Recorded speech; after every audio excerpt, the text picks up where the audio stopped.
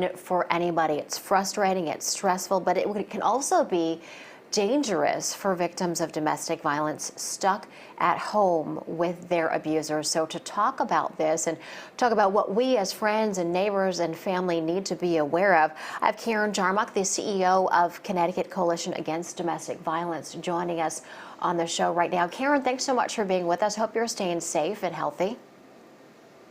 We are, and thank you for having me.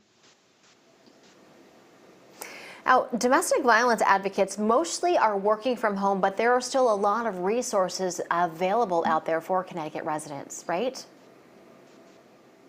Yeah, we're really conveying the message that help and resources for victims and survivors of domestic violence are very much in place despite the COVID-19 epidemic. If anything, we have shifted very deliberately around what we're calling remote advocacy. And that what that means is that advocates are still working 24/7 to be responsive to victims and survivors and offer help and resources. The 24-hour hotline and resource hub is still working. And advocates are very actively engaging and talking to victims, whether it's someone who has an arraignment coming up, someone who needs a restraining order, someone who needs to just speak to a counselor, and all those help resources are available. And these are really challenging, unsure times. A lot of people are feeling more stress, more anxiety, and that's why you're really concerned about a spike in domestic violence. Well, we know the COVID-19 virus is really offering some unique challenges to multiple systems. And in particular, in our system, what it means is that victims of domestic violence who are experiencing this in their home from their partner are now being needing and being told they have to stay home.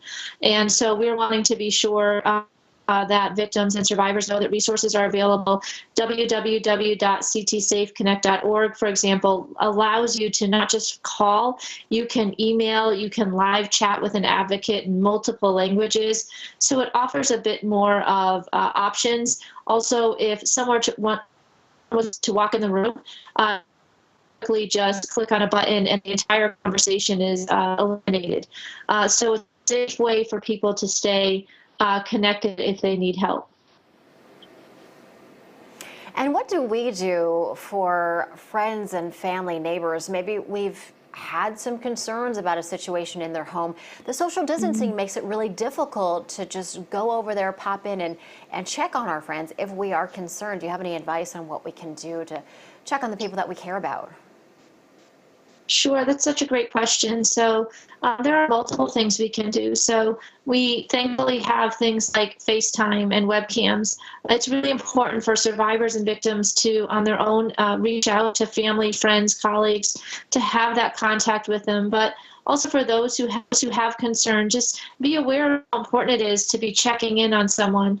You can do that in the regular text webcams or FaceTimes, but also you can just take a walk, knock on their door, say hello, see how they're doing, social distance, but get your eyes on your friend or your family member and just let them know you're here, and that if they need anything, that you're available, because you might be more aware of the circumstance that they're living in day to day.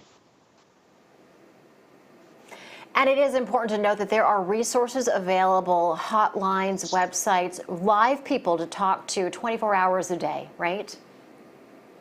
Absolutely. So when you reach out to www.safeconnect.org, you're getting a certified domestic violence counselor who's actually here in the state of Connecticut, who normally would be in our office answering that contact, but they're doing it from home. We're doing it confidentially and safely.